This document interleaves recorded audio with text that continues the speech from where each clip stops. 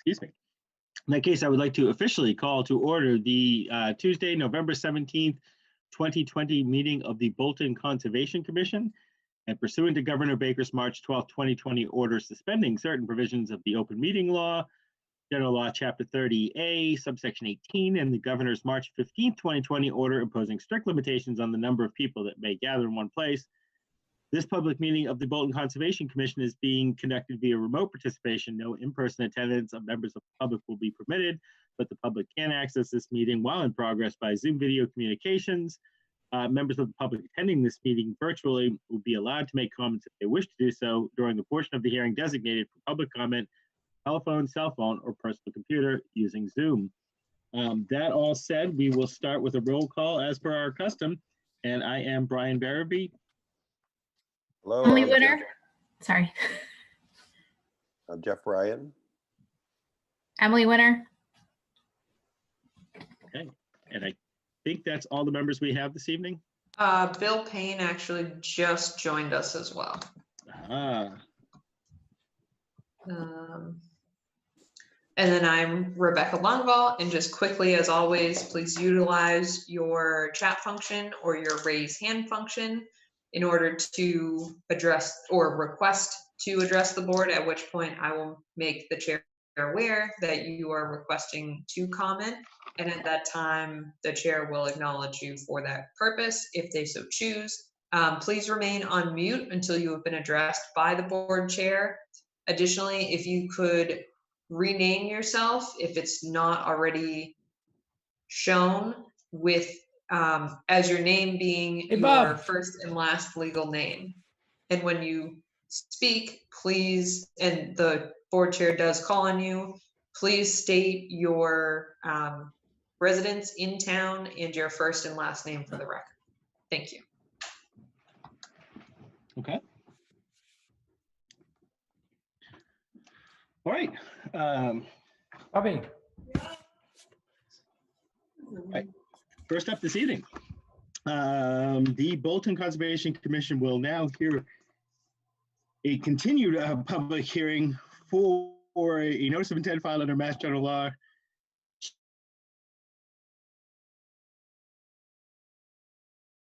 Chapter, what is the one by? 31. What is it? 131. Chapter 131, for a notice of intent for Century Mill Road, map 3.D, parcel 75, proposed construction of 3 single-family homes, and widening and paving of an existing gravel driveway. Rebecca, do we have an update on this one? We do. So first, I do want to state for the record, we did receive clarification from the Board of Health regarding the annotation on the plans on the abutters parcels, stating something along the lines of no well within 100 feet. And that annotation is not stating that a well cannot go within 100 feet of the property line. Rather, it's stating that there is no existing well on the adjacent property within 100 feet, because you can't see all of the structures on the adjacent parcels, and so they have to locate it. So that just refers to within 100 feet from the parcel line. For orientation purposes, there is no well within 100 feet on the abutter's property, if that makes sense to the commission. Additionally, the other update is the applicant has requested continuation until December 1st, which they were under the impression they were working for that date anyways to get the calculations and supplemental information that the commission had asked for at the last meeting of the Conservation Commission. Okay. Any members of the commission have any questions? Understand they're basically asking for a continuance until December 1st at this point, so they can get us some more of the information we had asked for. Any questions or comments right now regarding this? Right. Any members of the public here to comment on this evening? Okay. All right. In that case, I'd like to make a motion that we continue the public hearing for Century Mill Road, map 3.D, parcel 75, until our December 1st, 2020 meeting at 7:00 p.m. Yep. All right. Do I hear a second on that? Second. All right, all those in favor, starting with Emily Winter, Aye. Jeff Bryant, Aye. William Payne, Aye. and I am an aye as well, Rebecca. So continued.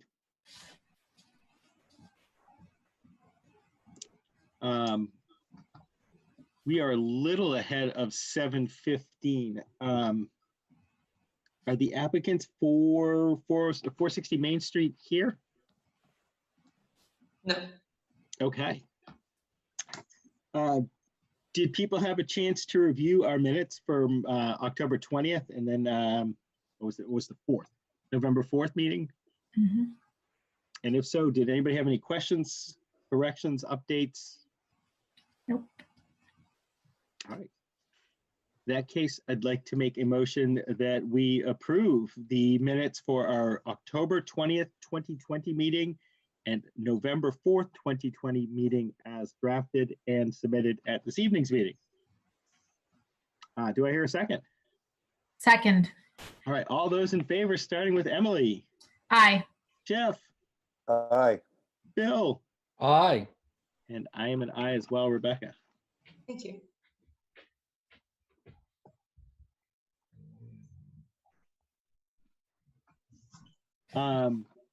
Would you like to, if you have a chance, give us a quick update on the volunteer land steward position?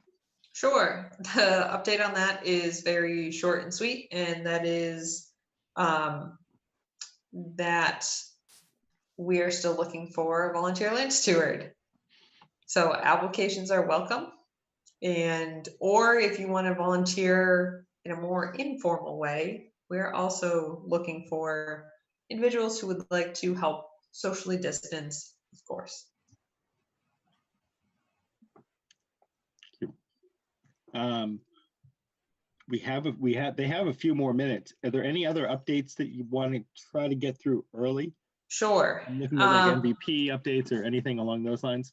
Yep, we did. So as far as mail, we did receive obviously the updated set of plans for 460 Main Street. We also received a stamped copy of the plans for Lot 3, which was previously approved, and it was in the mail. We just hadn't gotten them yet. The Municipal Vulnerability Preparedness Plan update is that we are working diligently on the action grant. I just sent out a news and announcement with a link to, and also updated the climate adaptation page on our town website with the action grant project website. So there's a lot of great resources in terms of the story map is not filled out yet, but there's a placeholder. There are educational materials with climate projections for the watershed area. And there's also a data viewer, which is similar to what we utilize during the planning grant process. But this is a little bit more involved as we start looking into soils as well as the other aspects that we had hinted on before. And it provides a great summary of the project. So if you are interested in reading that, which I encourage you to do so. The Taggart Land Acquisition Project update is we are working on closing currently and drafting associated documents. We did receive the land grant in the amount of $308,000. So the total acquisition cost approved at town meeting was $550,000. So it substantially decreases the overall cost to the town. There are, of course, certain items that we have to complete prior to receiving that reimbursement, but it's all within the plan we've been working towards. We have not heard back yet from the other grant we applied to for this to also offset the cost, but we were, as a reminder, we were also authorized, the commission also authorized the use of the conservation fund for this purpose as well. So we will do a formal announcement once that is completed. The project is, the closing is completed, and we will do some sort of a event. Most likely it will be virtual, but keep an ear open for that. And I'm sure I'll be updating you during our meetings as well. Excellent. Thank you. No problem.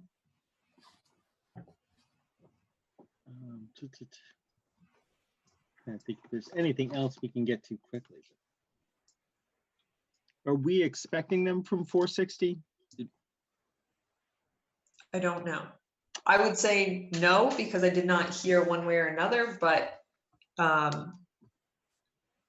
they could have someone coming, I'm not sure.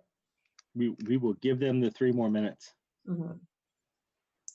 And in general, it may, of course, have further comments, but in general, the budget for FY22, we've been asked again to level fund the budget. I think under the circumstances, if we request the same amount that was requested in FY21, that is reasonable. And I think even if the commission wants to shift around where the funds are throughout the budget line items, I think that's fine. But regarding the total amount, I don't feel that we have a substantial increase. But again, that's my thought, just looking into this coming fiscal year. And I would be willing to hear from the commission on what their thoughts are and how they felt this year has gone so far. You know, I had a lot of those same thoughts. I expected level funding this year, figuring everything else that's going on, that we may be able to move some between one line and another, but for the most part, it's going to hopefully look like a lot of what it looked like last year. Mhm. I guess the one thing we really need to look at is, and thank you for sitting around the update on the budget, where we stand with budget monies today, what we think we will spend down by the end of the year, everything that we're going to need to discuss with the advisory board anyways. Yeah. But yeah, my initial thoughts are pretty much the same as your own. But I'll be curious to hear what others have to say. And I will say I looked at the budget for all of maybe 20 minutes today. So Yeah. we'll probably spend a little more time with it, but yeah, those are my initial thoughts at least. Mhm.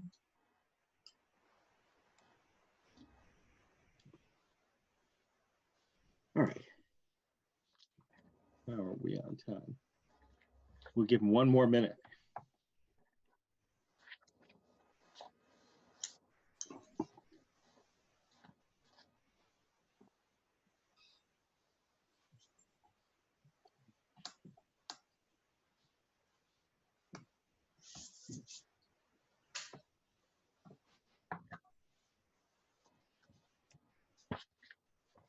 All right.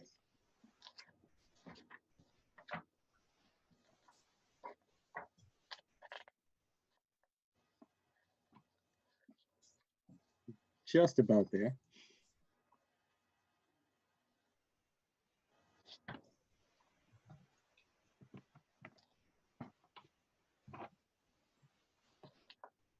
All right.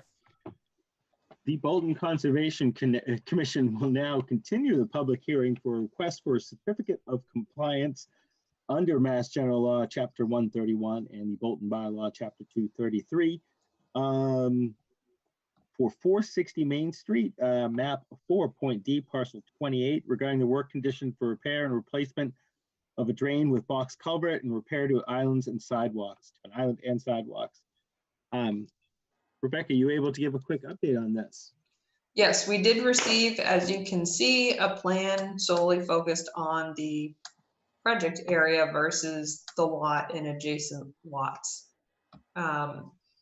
Additionally, it is important to note that if the commission wishes to move this and issue a certificate of compliance, it will be a certificate of compliance with ongoing conditions as drafted and required through the original order of conditions. There are a few, so in the interest of time, trying to read those out, that would be the best way to address it if that's what the commission wishes. But again, this was the plan that was submitted. All the other outstanding information has been received regarding the work that had been completed at this site. And there was some confusion last time as to why it needs to be brought down to the project area. We reviewed that last time, and this was submitted before noon last Thursday. Both electronically and the hard copy was hand delivered. Okay. It seems to, because last time it was more just a question of the space that we were covering on this map, but it seems that the as-built is meeting all the criteria that we requested from the as-built and from our meeting last week. So I don't have any additional questions regarding this. Do any other members of the commission have any thoughts, questions, or comments on this one? All right. Anybody here from the public to comment on this one? Nope. All right. That said, I'd like to make a motion that we issue a certificate of compliance for 460 Main Street, map 4.D, parcel 28, with the following conditions: that ongoing conditions as drafted and entered into the original order be maintained as part of the sign off force as part of the issuance of certificate of compliance. I think and hope that made sense. Do I hear a second on that? I second. Thank you, sir. All those in favor, starting with Emily Winter, Aye. Jeff Bryant, Aye. William Payne, Aye. and I'm an aye as well, Rebecca. Great. Thank you.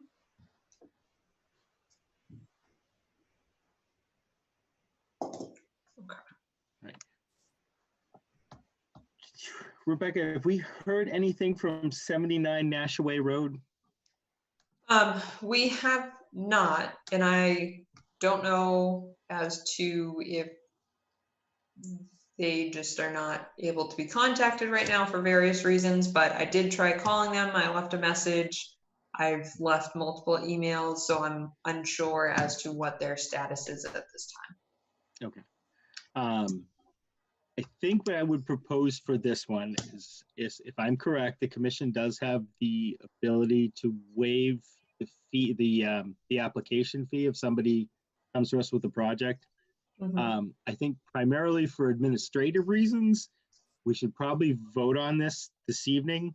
I will probably vote against this simply because we didn't get all the information we needed right away, or haven't been able to get any more information. But if this person, if the applicant wants to come back and file again in the future when they kind of have the project more fleshed out, I would be happy to consider waiving those fees and not making them pay the refiling fee. But I think just for administrative reasons right now, it's probably best for us to close this one out. Curious if members of the commission have thoughts on that. Did anybody get out to that site? Was the owner there? He was, yeah, the applicant was there. And it seemed like an initial thought on his part. He had some ideas on what he wanted to do, but I'm not sure if he had it fully flushed out yet. And I'm not sure that he's been able to get back. I mean, there's something can be done there, but it really has to be kind of conditioned and set up a certain way. Right. And we're just kind of waiting to hear back at this point. So you're suggesting that we close the item and then reopen it once would they have to reapply? Yeah, Yep. they would have to reapply. And I was leery to do it because I'd hate to have them get hit with the fee again to apply. But we do have, I believe, in our bylaws and through precedent too, that we do have the ability to waive fees. So if this person were to come back in several months or a month or so and say, all right, I kind of have an idea what I want to do now, I kind of want to get back on your agenda, we would have the ability to say, look, we'll waive the fees and basically just start fresh again once he has more of the information that we actually need, like an actual plan. Okay. And I just think rather than us keeping it every week, and normally speaking, unless they're here asking for a continuation, we're supposed to close it. and either take no action or take a vote. So it would just kind of sit here forever. And I don't think it's going to hurt the applicant at all. I think it just makes it cleaner if we close it out. And we did close the public hearing. We're just waiting to vote on it until we're able to reach the applicant. I agree that we should close it. Okay. And I mean, I don't know how anyone else feels, but I think waiving the fee would be nice. I don't, just because we hadn't really done any extensive, Yep. they didn't submit any plans or anything. So if they come back in the spring, maybe it's something they're holding off on until the spring. I just think it would be reasonable to not ask for a fee again several months down the road if everyone else is on board with that. Yeah. And now that we have that officially recorded in a public meeting, Rebecca, if you think of it, when and if the applicant comes back to mention to them, you may not have to pay a fee. We have discussed this at a meeting. Yep. All right. Anybody from the public here to comment on this evening? All right. In that case, I'd like to make a motion that we vote against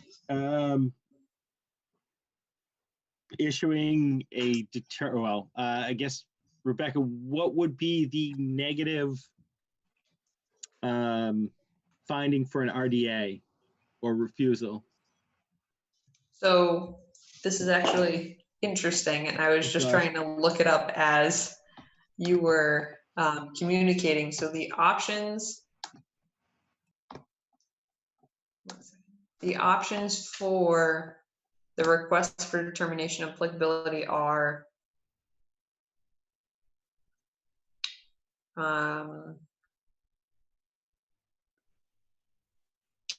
not really related to what you're trying to do.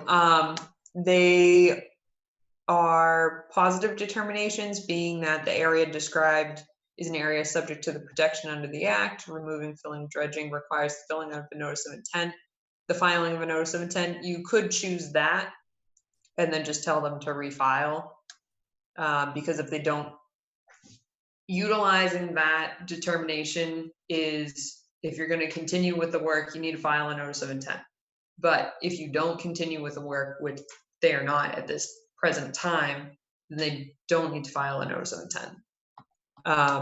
The 2A is the boundary related to boundary delineations of resource areas being accurate, and that there are areas that are binding to all decisions rendered pursuant to the Wetlands Protection Act and the regulations regarding such boundaries as long as the determination is valid.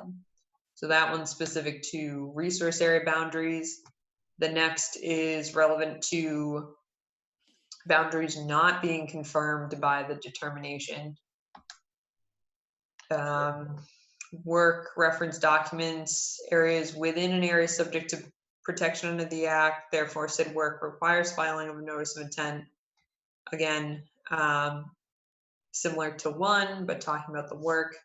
Yeah. The work, yeah. So basically, yeah. And I think our general understanding is that if it is, as you explained, a positive one determination, that no way prevents them from coming back and filing a new RDA. mm-hmm. Correct? Just this particular RDA we think needs an NOI, and there's nothing that prevents them from filing a new RDA for a similar project, Right. basically. Okay. In that case, I'd like to make a motion that we have a positive one determination for the request for determination of applicability for 79 National Way Road, map 7.B, parcel 59. Do I hear a second on that? Second. All right. All those in favor, starting with Emily, Aye. Jeff, Aye. Mr. Payne, Aye. and I am an aye myself, Rebecca. Okay, great. And I'll try to get a hold of the property owner still, and just let them know the determination, but also make them aware that the commission is willing to review their project again if they resubmit the documentation with a Perfect. plan. Thank you. Okay.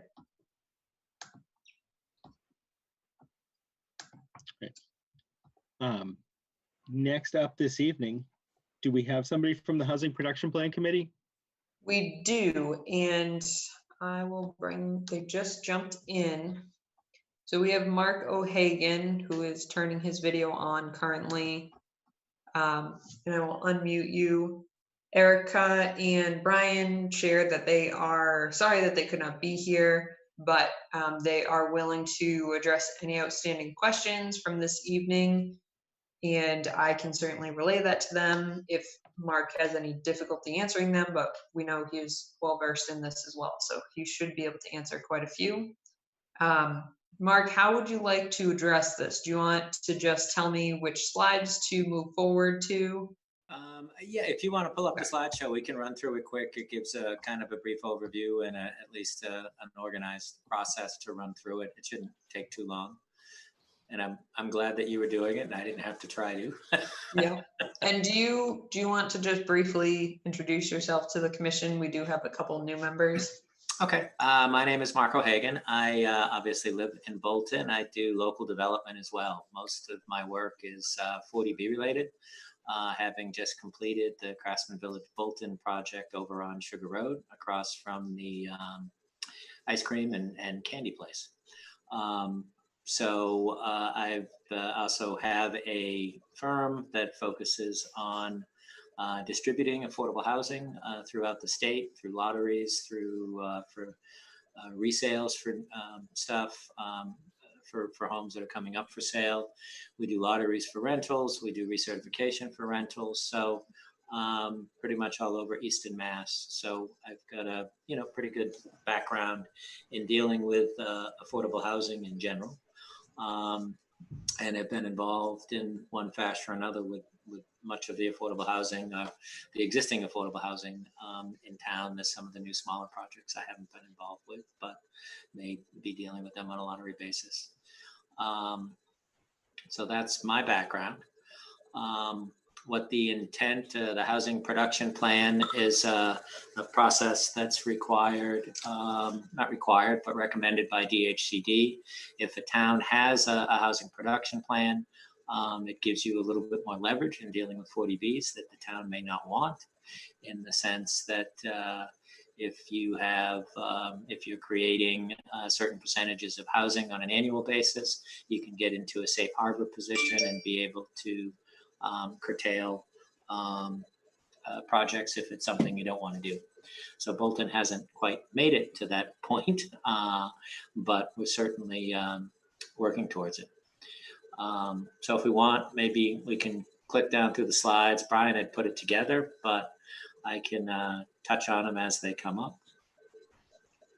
So again, Chapter 40B, kind of 101, the intent is to create housing for low and moderate income households. Low and moderate income households in Bolton right now, for a household of 4, at the 80% of median income, which is typically the maximum for most of the programs that we see locally, is $78,500, I believe, if that helps put it in perspective. Generally, a new property that would be built in conjunction with the 40B for sale would probably be, depending on condo fees and bedrooms these days, probably 180 to 200. They've gone up quite a bit because the incomes have shot up quite a bit. One thing I'd point out about the income levels, Bolton is kind of in a weird spot. We're a relatively high income community, but with the regions that they use, we're in what they call the Eastern Worcester County or PMSA from the state. So our maximum income is the 78.5. You go across the street into Stowe and it's 96.5. So the exact same house that you'd sell in Bolton for 180 or 200, for 180 to 200 in Stowe would be 260 to 280. So that's just an aside as an FYI, but it does make Bolton in some ways less attractive for affordable housing to a prospective developer. The rents have the same impact, generally probably a 20% difference in the rents. So with just going back to the slide, that the 40B lets you do kind of one-stop shopping with the zoning board. You can get relief from different local bylaws. The Conservation Commission and any local regulations is usually the first one to be hit. The Board of Health is secondary. The town can deny a project if they have 10% of the housing to consider to be affordable. And then with the housing production plan, that's the next kind of 2 points, is if they've made recent progress of 2%, then they can get relief for 2 years. At 1%, they can get relief for 1 year. But right now, Bolton, and it may be on the slides, I don't remember. We can go ahead to the next slide, see if it's on there. Yeah, there we are. So Bolton right now is at about 4%. That number is going to change once they do the new census.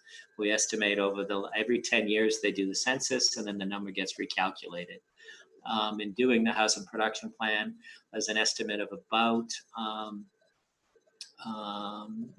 250 to 300 units over the last 10 years that have been constructed. So right now, the number that we'd be seeking would be, we've got 1729 housing units and 69 units of affordable housing. We'd be looking for, closer to, 200 units come the new census with 69. So we're about 130 short to get kind of, I'll say protection in quotes from, 2020 to 2030. So we can try the next slide.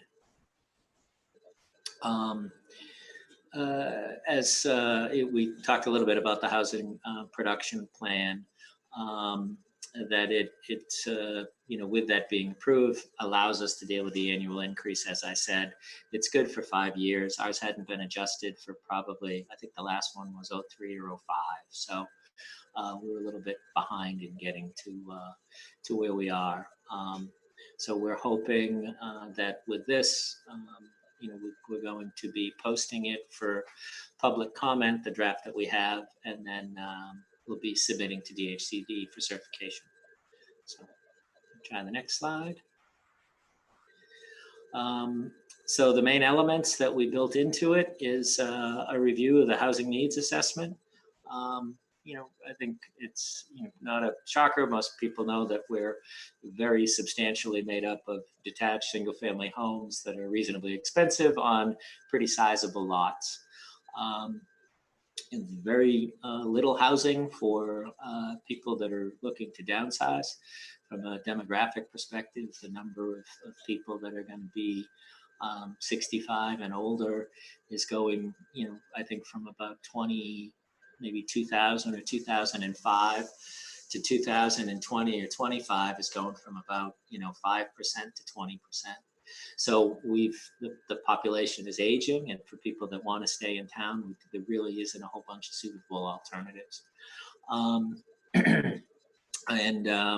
Obviously, there's just not a lot of diversity in housing in town. Really, the only product that offers any diversity is essentially been built through the 40B. So the housing goals that we're looking at from an affordable perspective is to get a broader range of product, but we're looking a little bit more focused on targeting stuff that would be suitable for people that are a little bit older. Also looking at rentals as a means to do it. That provides an opportunity for younger people to get in town, get situated, have this become their home community, and then hopefully, go on to purchase a property. Also suitable for, for people that want to downsize, that, may not have the resources to put into a new home. We can have a larger property would have elevators, would have handicap accessibility and amenities and facilities for people. The other key advantage of rentals as compared to home ownership is the rentals count 100%. So The Craftsman Village Bolton project, for example, was 30 homes. There's 8 of them that are affordable. Those 8 count towards the affordable housing count. If there's 30, if 8 were rentals, all 30 would still count towards the housing count. So really, doing strictly for sale housing, which is essentially, other than the Bolton Manor of what the town has done, you're never going to get to the 10% just this flatly. It just doesn't, the numbers don't work. There's not enough production to make it happen. So, we did spend some time looking at rentals as part of our strategies. So we can go to the next slide. Again, just kind of the process that would be adopted by the Planning Board, the Conservation Commission, for you guys, the Board of Selectmen. And we've recently met with those boards as well as the Master Plan Committee to update them on things. And then again, the town administrator will submit that to DHCD for review and approval. On the next slide. This is, kind of the definition of kind of capital A and small a affordable housing. Capital A was ranges earlier. The small A affordable housing is kind of what, what we're lacking as well. We don't have any intermediate housing. We've got lots of, as we said, expensive homes, larger homes on big properties, but there's really very little in between. The small A affordable and and stuff that is genuinely affordable to people on fixed incomes and younger people that are starting out. So we're trying as part of our approach is to try to come up with alternatives that try to obviously get both types of the affordable housing. These are the incomes. I forgot we're on the slides. I had jumped ahead previously. Sorry about that. Again, this is the bulk of the properties that you see through a traditional 40B, whether it's for sale or for rental, is based on the 80%, which is the lower line item. So for a single at just under 55,000 up to a family of 4 for 78.5, and those numbers have really gone up really dramatically in the last 3 years. Again, being in East and Worcester, we're lower than the other ones, but it's the pace of the income numbers, and this is as much from my experience in the day job, particularly in what qualifies as the greater Boston area, which is essentially inside 495. So, just across the street, it's almost unaffordable for a lot of people that are in the income range. A 2-bedroom rental in a Boston, area community, again, that would be Stowe, Hudson, Boxborough, is $2,000 now. And that's the affordable rent, which is just a shocking number to me personally. Market rents are even more for a 2-bedroom in these new properties you see up and down 495 or anywhere from 2,500 to 3,000 a month. So they're very, very expensive. And so fortunately people's incomes, can be higher to try to afford them, but some of the numbers they're just getting very expensive. And we'll see how these numbers, do next year. They come out every year, but they have been jumping, $5,000 or $6,000 a year. And, when you relate that with, the decreasing interest rates, which go into the formulas to create housing, everything has gotten pretty expensive, and it's a pretty tight window for people that are qualified to actually be able to afford to be able to purchase a home, or rent a home. Next slide. These are more things that were kind of built into the report. We went through the demographics of people and looking how we're aging economically, how we're doing, generally fine. It's interesting that you look at the income levels for the typical household. I don't remember the number offhand, but it was maybe $110,000. But for the elderly, or for the people that are 65 and older, that really don't have any place to move, their incomes are in the median income was, 57, 58,000. So, there's definitely a break between, the families that are living in town and presumably with two incomes versus retirement, which is no surprise, but it was a pretty dramatic difference. Housing profile, obviously talked about the range of housing in town.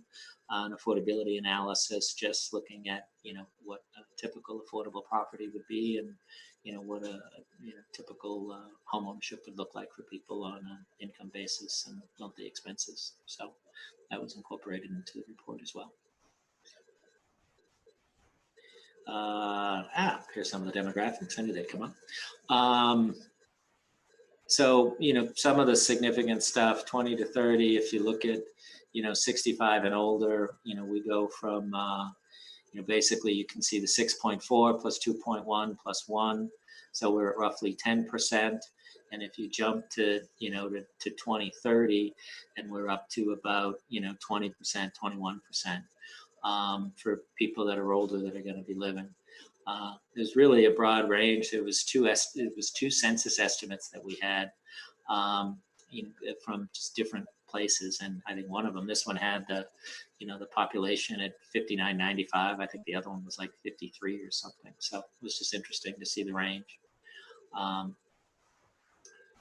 But just some general demographic information. Here's some of the median income.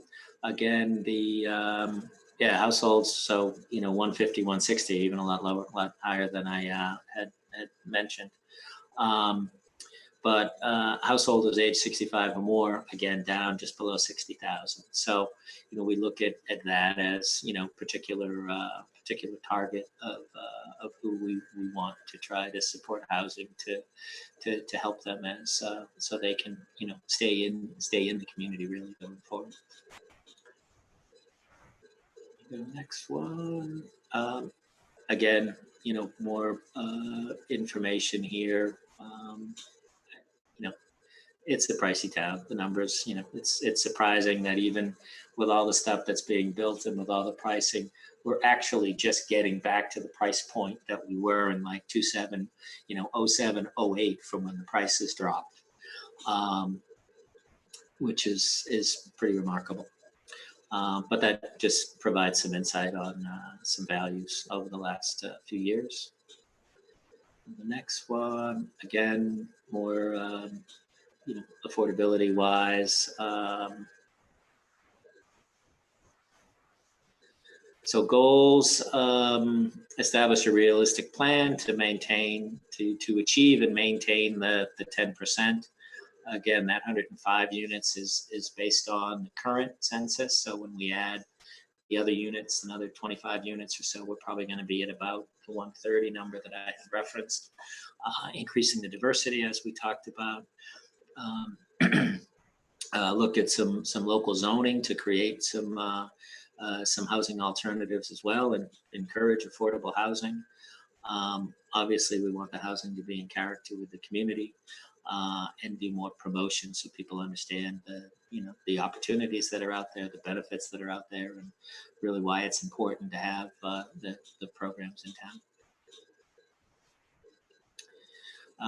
So our implementation strategies, the 40Bs is a good size of it. From a practical sense, we have no zoning that allows anything that's affordable in town. Other than some of the new zoning in the mixed use district by 495, there really isn't anything that provides for multifamily housing. So we're looking for 40Bs that are friendly. Friendly is meaning, that the town welcomes them instead of kind of being stuck with them. We've actually been looking towards and made some specific recommendations about putting a sizable, 200, 250 unit project close to the on 117, close to the 495 interchange, several parcels there that make sense, that would help get us to that point. This is really just a map showing the different projects that have been done in town or will be done in town. Some are improved. So, historically, we've got kind of a smattering, and I think what the thinking was previously was, let's do some small projects, have them scattered throughout the town, which is nice. You don't have, we don't have some, massive projects, but, in terms of trying to get to the 10% number, it's really not an effective means. Like I said, I've been involved with a number of these. I actually make my living doing these in between ones. But from a town perspective, it's not a strategy to help you get to that point. Affordable housing and even 40B, just because you reach 10% doesn't mean that the town can't accept other projects. They just have a little more leverage than they would without the 10%. So hopefully both types will prevail. So as I said, talking about a large rental development, under the mixed use at I still call it the Flatley property, has been, they're working on a proposal right now for a project that's in, I think, the 270 unit range that would be a 40B. If that is successful and able to work, we'd be at the 10% from, 2030, 2040, probably. It isn't anything that we'd need to really worry about in the sense of having the 10% threshold. We'd be there by a long shot, and I think we'd maintain it. Again, from a committee perspective, we still think that there is a need for other types of housing. Talked about some, smaller rentals, cottage housing, some townhomes. We're looking at, doing some more work with the open space plan to see if we can get a little more flexibility in that would allow for, smaller residences.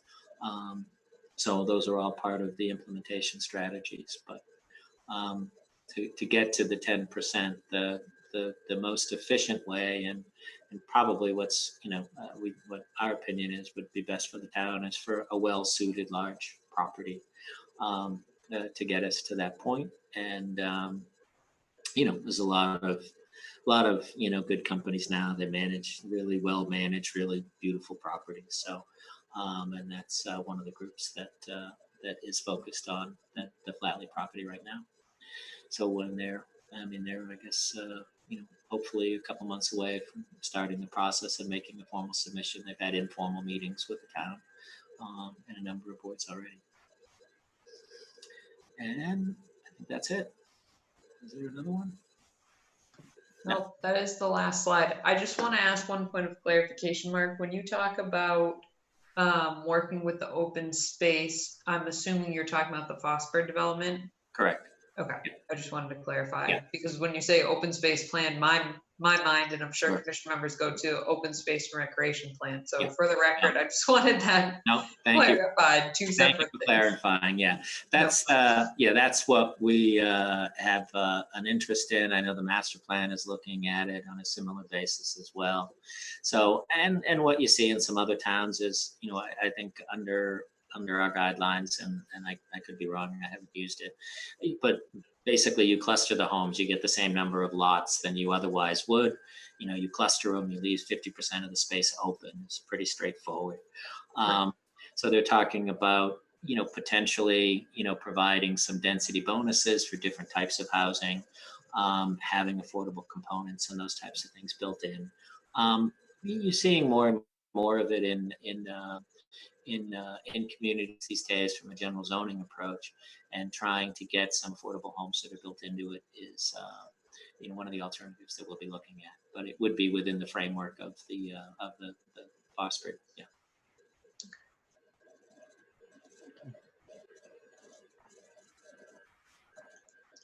Any other questions?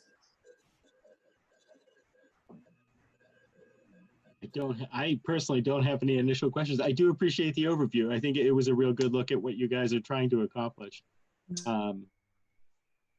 So I don't have any initial questions offhand. Any other members of the commission? I guess I do have some questions. Is there any opportunity, and I know you had said that, I know we're not, it's not as likely to make the numbers if we're kind of dispersing, you know, affordable housing, I would call just kind of moderately priced in this town, around town. And I'm thinking of like a 2-bedroom Cape, which you really don't see in Bolton. Is there still, it would be nice to still see some of that, because I think, you know, people move to a town like Bolton for the rural feel. And I am fully supportive of, you know, a building, you know, multi-unit building, but I'm wondering, there's also, you know, a need for moderately sized and priced housing for somebody that wants a yard. Yeah. Right, which is why a lot of people move to a town like Bolton. Is that being considered, I guess, in this whole plan, where, you know, if we're looking at this multi-unit building, would there still be kind of a drive to continue building smaller homes and not 7-bedroom $1 million homes on all of the developments? Sure.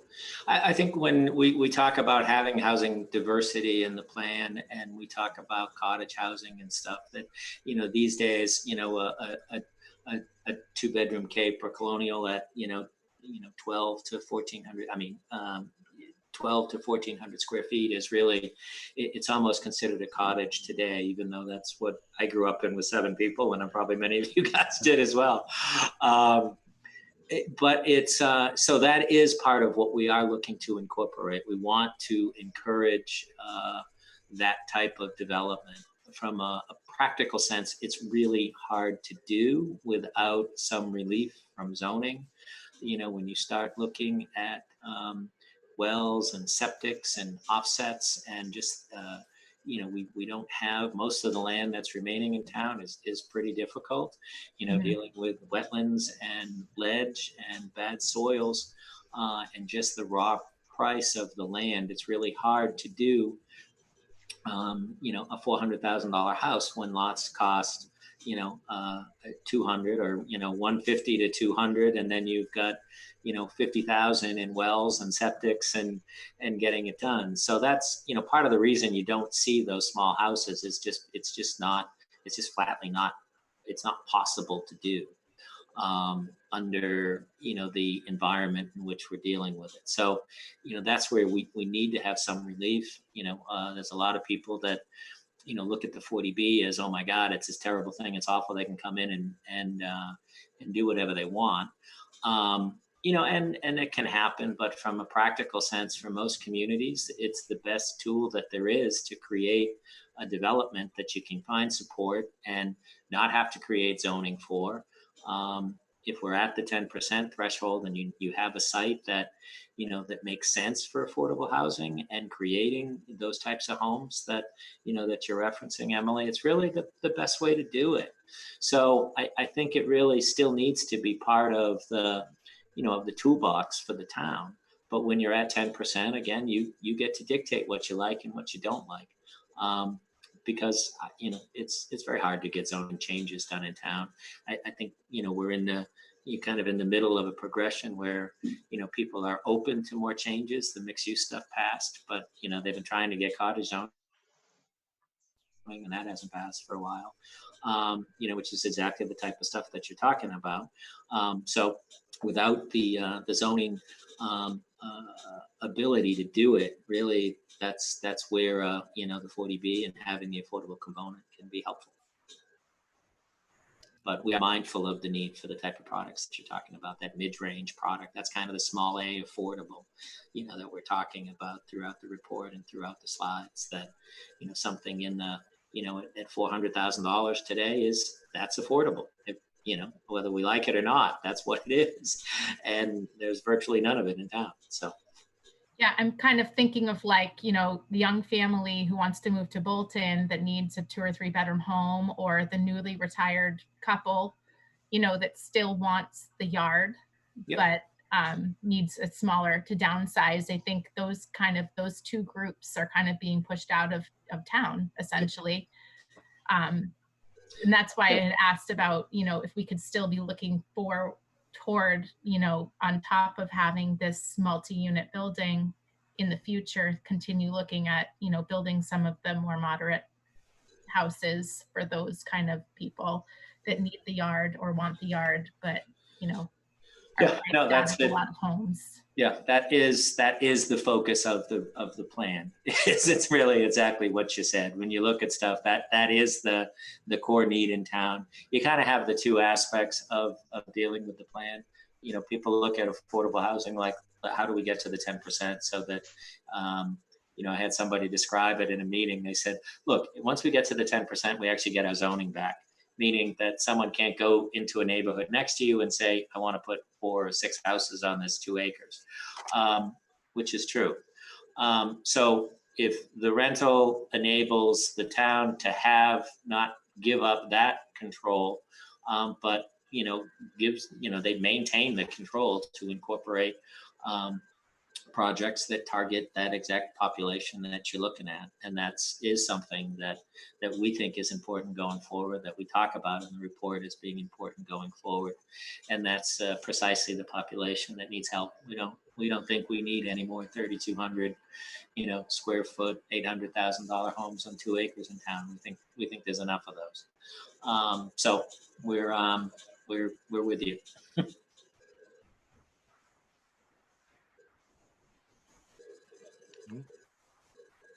Other initial questions or thoughts? Bill or Jeff, do you two have comments, or are you comfortable with this overview at this time? I have to say I'm comfortable with this, and like Emily, I just don't know. I would hope that we could do smaller homes on smaller lots that, give people a backyard where they can have a garden, a goat, they need one. And I don't understand why it has to be multi-unit apartment type complexes, which 270 units sounds like a lot, but maybe it's not. I haven't seen the plan, but it's the rural area, not the.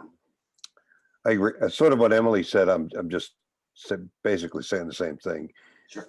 I have a small 2-bedroom house in Bolton. I don't know how many 2-bedroom homes there are in Bolton, to tell you the truth. Not many. And not many. And it would be nice if there were more of those kinds of things instead of the, 8-bedroom, 7-bath, 4-car garages. But that's just an opinion of mine. Maybe that's not what the market tells you what needs to be built. But I think we need more of that. So those are my comments. I appreciate the overview on it and the economics and all that. And it's scary sometimes these days how much money it costs to raise a family.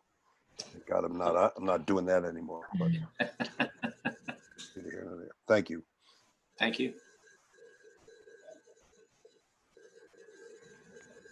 I think it's just important to highlight too, I forget which slide it was on, but at some point, the Conservation Commission, it sounds like, will need to approve this plan after public comment. Mark, is that an accurate statement? I think that's what the intent is. So we wanted to give all the boards an overview, put it out there publicly, so at least you've at least had the opportunity to get a sense of what's in there and review it in case anybody comes in and asks you questions as public public people. So we will be posting it for 30 days, and then any comments we have that should be incorporated shall be based on that, and then that report will come back to you that we did ask for your. Okay, so at that time it would be back for a public meeting for a formal vote from the Conservation Commission once it is final. I believe so. Erica would know that answer better than I do. Okay. I think there was some question whether or not Concom needed to. We had some conflicting information. I know planning does. We know planning and the selectmen need to. I'm not 100% sure if we have to come back for your full and official vote, but we've wanted to meet with anybody that wanted to meet to give them an overview, so people, we don't want anybody being surprised with what the report is, and it's an opportunity to just educate people about affordable housing, and as a broader subject, it isn't it ends up being this, here's a report, let's do it, let's talk about it, and then everybody forgets about it. And, we're hoping with more communication that won't happen. So. Great. And yes, I was just highlighting it for that exact reason. And I guess to highlight the need of also commission members to, if there is comment, to do it during the public comment period, which is the next 30 days, just to ensure that in the event it doesn't need to be formally voted on as required through the plan, that those comments or concerns that you may have or suggestions can be wrapped up and discussed by their group as well. Yeah, and I think Erica had sent you the draft Yes. copy, so you have access to that. You have access to the full report. So yes, and I will send that out again so that the commission members have it. Yeah, any feedback would be welcome, whether it goes through that website or just to Rebecca and then to Erica, whatever works. So we'd love your input. Thank you. Yeah, thank you, Mark. Great. Well, nice to see some of you again, some new faces. So thank you very much. And any questions, Rebecca or any of the members, I'm available and happy to help however I can. Great. Thank you. Right. Thanks so much. Have a great night. Thanks. You as well. Okay. What have we not touched upon yet? If there were any thoughts by other commission members regarding the budget offhand, otherwise, if you didn't get a chance, if you can get me your comments by tomorrow afternoon, that would be super. Otherwise, if you are comfortable with what we budgeted for last year being the same this year, and that's your only comment, then that's acceptable too, and that's what we'll go with for FY22. The other item is conservation property updates for maintenance and management items, specifically the invasive species management program. We will be doing video clips, and also I will be creating a page, it should be up tomorrow, that will house all of the invasive species special management practices, along with identification information that will be created by the TerraCorps member who will be volunteering with us from now until about spring, and they'll be coordinating that effort. The other item I did want to touch upon is related to just sort of Board of Health related in terms of just the numbers going back up. We may see increased activity again on our conservation properties going into the holidays because individuals won't be traveling, hopefully. Related to that, I did just want to bring up to the commission because of the increased traffic, I wasn't sure if we would want to do a temporary requirement for dogs to have leashes on specifically the property where we see a lot of activity. I don't know if it's necessary at this point, but I'm thinking of when individuals have to chase their dog or get their dog, whether or not it's in a malicious manner, and now you're coming in closer contact with the other individual. It's not specifically, I'm talking about Bower Springs, where it's not a property that has trails, so the dogs may stay on the trails, people may stay on the trails. At Bowers, you're really more susceptible to be in a group environment, whether that's friendly going over and grabbing your dog or not, or simply gathering there. So I just wanted to put it on the minds of the commission that is something to think about, but if the commission doesn't feel that that is necessary, I'm comfortable with the way it is now. But just the way things are trending, we're getting updates from Board of Health and on the various websites and on the news, as you've heard.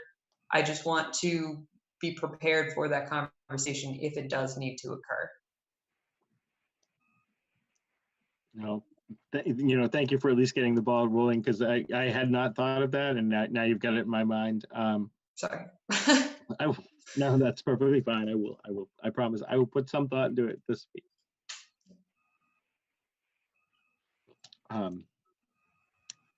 Any other updates currently? Outside of that, no. I have two quick updates. One, I picked up my 2021 copy of the Bolton Trails Guide today. It is fantastic. My compliments to everyone who worked on that. I hate to single anybody out because I know there were lots of people that worked on different components of it, but it looks Okay. fantastic. The information in it, it's incredible. I just think it's a wonderful job. And secondly, I think we're celebrating a birthday tonight. I think we have a commission member who has made it through another year and somehow survived 2020 to this point. And a big happy birthday to Jeff Ryan. Yay, Jeff. Yay, Jeff. 75 years young, believe that. God bless you. There you God go. bless him. There we go. So, I'm looking Jeff, forward to I the will next give you 75. Yes, Yes.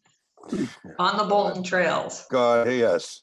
Yeah. In one piece, not Yes. spread over the ashes all over the place here, but that's my goal. Who knows? Yeah. Thank you. There's enough work to be done on those trails. We'll keep you My busy God, for this- several more years. I think that New Year's Eve, I'm staying up until just to make sure that 2020 goes away. Yeah. I'm not gonna go to sleep before the ball drops, just to make sure we're in 2021. This has been a tough year all around for everybody. So thank you for your We're getting support. And yeah, well, happy birthday. Well, Jeff, in honor of your birthday, I'll give you the pleasure of seconding this one in a minute. But if nobody else has anything else to add, I'm going to make a motion that we hereby adjourn the Tuesday, November 17th, 2020 meeting of the Bolton Conservation Commission. Second. All right. All those in favor, starting with Emily. Aye. Birthday boy. Aye. Mr. Payne. Aye. And I'm an aye as well, Rebecca. Thank you. Thank you all. Thank you. Right. Good night, all. Good night.